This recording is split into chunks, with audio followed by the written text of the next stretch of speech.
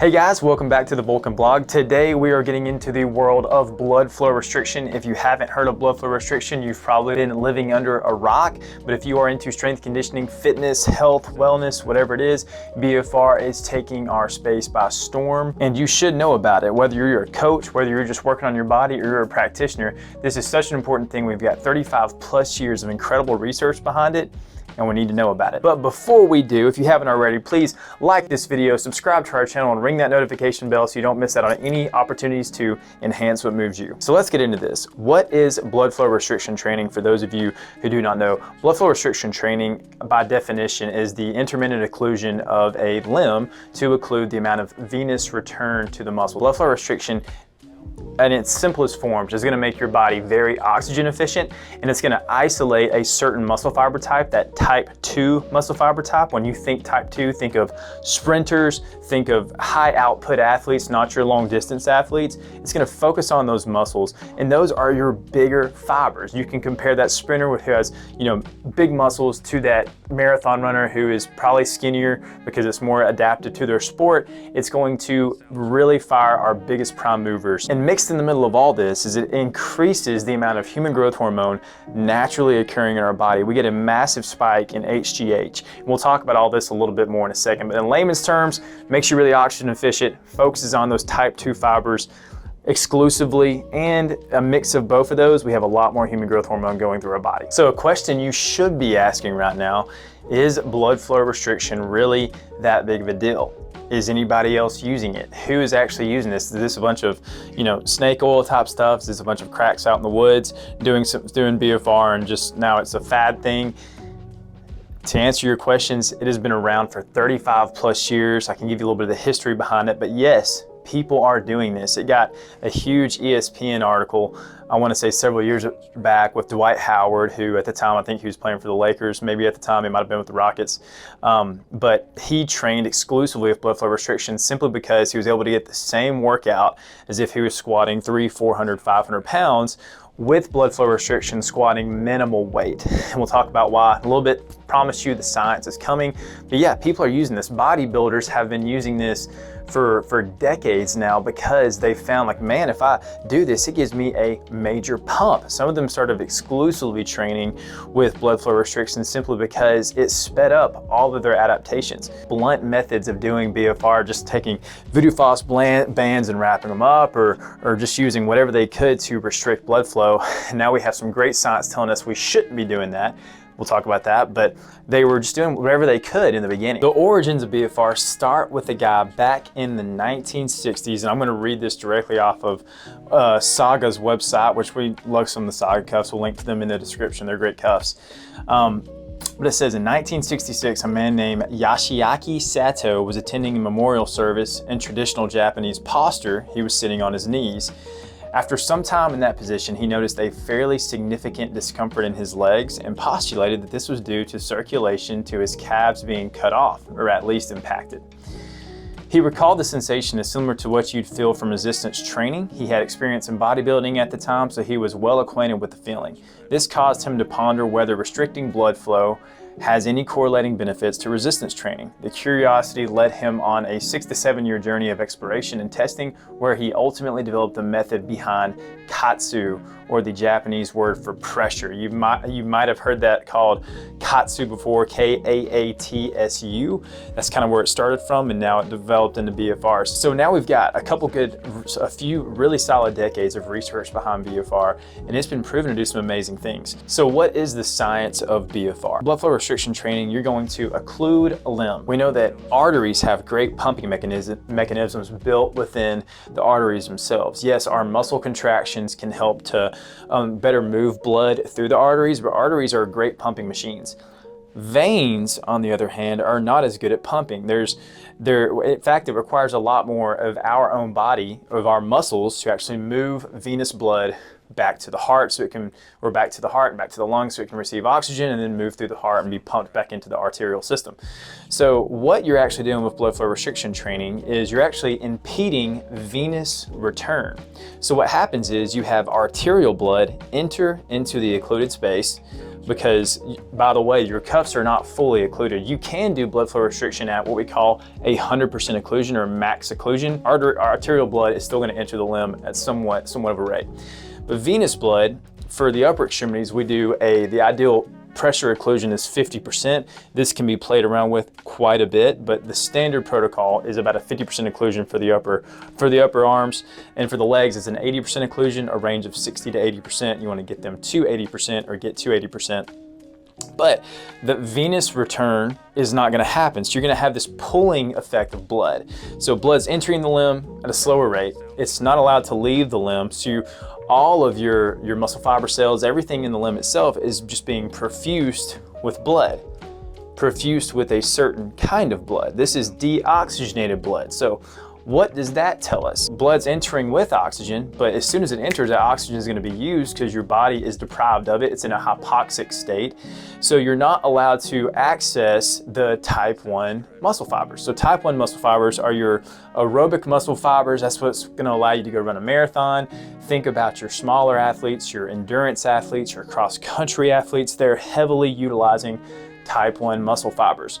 And it runs off of the aerobic system. So it runs off of oxygen. Oxygen is the fuel for the aerobic system. So the only muscle fibers that can be targeted if our type 1 are gone is really our type 2, type 2A, type 2B fibers. These are your fast twitch, power producing, sprinting, I'm being chased by a bobcat type of muscle fibers. This is what you are exclusively utilizing with blood flow restriction training. That's why it's such a powerful technique. You are accessing the anaerobic, the glycolytic, the ATP phosphocreatine system, these really fast energy cycles that one of the byproducts of these energy cycles is lactate and hydrogen, and there's a few others, but lactate in particular is what the body detects and responds to. Your brain, your pituitary gland detects this output of lactate and responds further down the chain, there's a lot of steps here, with an output of human growth hormone. So you have this localized occlusion of the cuffs, but it's creating a systemic response, a full body response of increased human growth hormone in your body. Those percentages vary. I've seen them from a 10% increase in HGH all the way up to a 50% increase in HGH, which is totally dramatic. And then we know further down that cycle, as HGH is secreted, what else do we produce? Testosterone. Testosterone levels increase as well. So because we're focusing solely on these type 2 muscle fibers, it's forcing an incredible hormone response. And again, HGH is just a pure recovery hormone. It's kind of the baseline of what you need to get stronger, to get bigger. That is why we see some of these incredible outcomes of blood flow restriction training, to where instead of taking 3 months to add 10 pounds to your back squat, it's only taken you a month or a month and a half to add 10 pounds. It has sped everything up because of that sole focus on your type 2 fibers. Then on the flip side, on the aerobic side, because you're not able to utilize oxygen in the systems that you're using to fire a muscle, your body starts to adapt and you become incredibly oxygen efficient. Doing BFR training makes your body an oxygen efficiency machine. We've got incredible studies. One of the studies that sticks out in my head is they took a group of Division I basketball players and they collectively tested their VO2 maxes. And if you've studied the body at all, you know VO2 max is something that we really didn't think that we could affect. It's something that maybe through training you can have a 4 or 5% change in your VO2 max, which is basically your body's ability to utilize the oxygen that it takes as it takes in. And it's been one of the tests that we've used for a long time to determine how fit an individual is. It's a great fit test. Some of your Olympians historically have the highest VO2 maxes in the world. So these Division I basketball players, they put the cuffs on their legs and they just walk. They walk for 15 minutes, twice a day, 3 days a week, only for 6 weeks. And after 6 weeks, these already trained individuals, the Division I basketball players, their VO2 maxes increased collectively 11 to 12%. That is amazing. That's amazing. After 6 weeks of training, where people spend years of their life trying to increase their VO2 max by 2 or 3%, they've done it by 11% in 6 weeks of BFR training. So how do you utilize blood flow restriction training? What do you do? Well, there's several different main methods. So first off, you can exercise with them. There's some standard parameters. I really prefer to play around with the occlusion rate and to play around with the rep scheme, to play around with how we're actually utilizing the cuffs, your rest breaks. There's a lot of different nuances you can get in there. But historically, BFR has been used to increase the hypertrophy of the area. You can ask your bodybuilders who are doing it. They are going to train BFR every day. You can use it for power training. We know that simply from barbell studies that when training with blood flow restriction, really between sets, so maybe you do a big back squat, you have a 3 or 4 minute rest in between, you're gonna put the cuffs on at 100% between, and then you're gonna go back to the bar afterward after you've deflated. The barbell accelerates more quickly.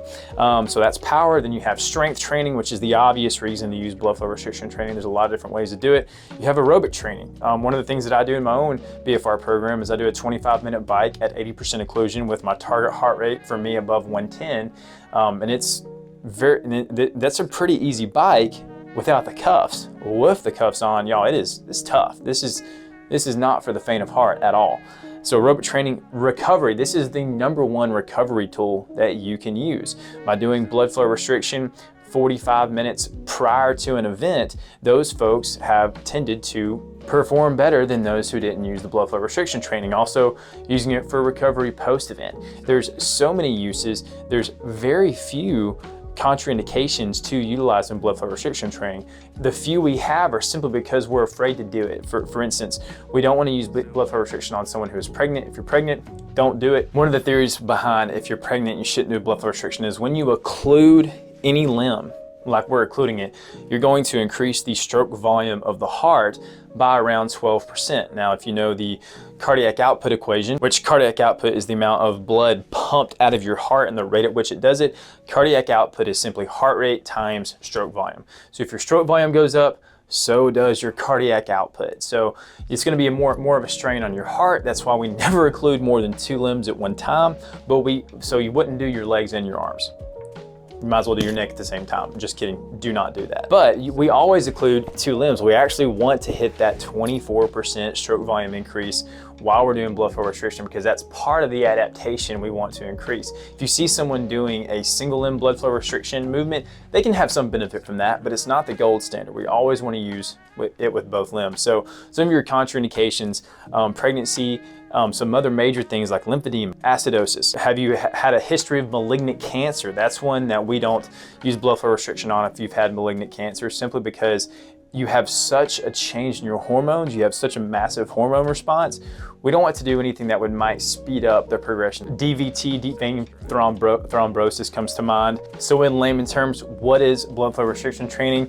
It's an excellent way to increase your strength, power, aerobic capacity, recovery. You name it, you're getting the picture. It's probably going to help. And I'm not just saying this, we've got great research behind it. I'll link to a lot of the research in the description. I've got some cuffs here. These are cuffs that I personally have used and cuffs that we also carry in the clinic. We got a couple different versions. So the first cuffs that I'm gonna talk about is the Saga cuffs. These cuffs are absolutely great cuffs. They're very user-friendly, meaning all you really need is the Saga app and then the cuffs. And the Saga app's very friendly to use as well. These are Bluetooth, so you do one big tester with it. It's gonna Bluetooth sync to your phone, and then anytime you wanna start the workout, you throw them on, click the button, you hit start, and it's gonna pump up to what you're looking for. Another set of cuffs that I love, we have some of the older school smart cuffs by Smarttools. These are manual cuffs, so you actually have to find your pressure, use the pump, and figure out what your max occlusion pressure is. When do you, essentially the way we measure this is when do you lose your pulse, at what pressure do you lose your pulse? And then we start to dial in the percentages that we want to work with when using these manual cuffs. Another set of cuffs that I actually don't have with me right now are the Edge mobility cuffs. They're very similar to the Smarttools cuffs. They're well built and they work. They get the job done. In the BFR world, there's a certain width that we want our cuffs to be. We don't want them to be too narrow. In fact, back in the day, I talked about the bodybuilders earlier. They all started with the voodoo flosses. The rubber bands are just cinching it down, making it tight. Those bands can roll up and they can become really thin. We've got research indicating that if you're using really thin cuffs, then you can have nerve damage, arterial damage, vein damage. All of these things are bad because the cuff's so small and it's really a hard tourniquet. But with the width of these cuffs, you can see the way it is with the width of this, through military research, we know that we can keep BFR cuffs on that have a good width to them for 7 hours without any detrimental effects to the nerve, muscle, artery, vein, whatever it is. Longest you're gonna have them on is maybe 25 minutes if you're doing an aerobic activity, or 45 minutes if you're doing recovery activity. There's specific protocol for that. That's 5 minutes on, 5 minutes off. So you're not even gonna come close if you have a good width in your cuffs. Don't use cuffs that are small. There's a lot of cuffs online that are smaller than this, and I can link to that and show you some of that, but you don't want to use those. They could cause damage later on. There's one other band that I'm going to mention to you that is the gold standard of blood flow restriction training. It really started with this man, Johnny Owens. Johnny Owens was kind of the guy that brought blood flow restriction, or KAATSU, to America, to the United States. He's a pioneer in this space, really, because he took blood flow restriction training and he was trying to figure out a way to strengthen the residual limb in amputees. But you know, people who were in the military, something happened, they lost a leg. So now you can't just let that leg atrophy. You actually have to train it and strengthen it so you can be more functional and using your prosthetic, more functional in your everyday life. And he was trying to find a way to strengthen that residual limb. It's really difficult. I mean, it's hard when you don't have a joint. Joints are great because muscles typically cross over joints and help to move a joint. So if there's no joint, it's really hard to strengthen the muscles. But he found blood flow restriction training and he started to critique this method and really make this method efficient. And he really is kind of the father of it in America. So he started the Owens Recovery Science. And with Owens Recovery Science, he created what we know as the Delphi unit. And the Delphi unit has been the gold standard. I believe this is what Dwight Howard was using in that ESPN documentary that they did. It's a great unit. There has been some other cuffs. I believe smarttools has a cuff that actually adjusts the pressure of the cuff while you're working. We don't have great evidence showing that that's something you really need to have, but the Delphi unit takes it into account, and you can get your own Delphi unit for the cheap price of $5,000. Yeah. Is it needed? No, it's not needed. You can have an incredible blood flow restriction regimen without spending $5,000 on a set of cuffs. This is, again, I'll give Johnny Owens all the props in the world for what he's doing in blood flow restriction space, but the Delphi unit is the gold standard. Let's head over to Amazon, and we're gonna talk about a couple different things. Just showed you the gold standard. So let's talk about what are some things that are not. So let's take a look at some of these. So you're gonna see a lot of different, you can see some of the prices on these.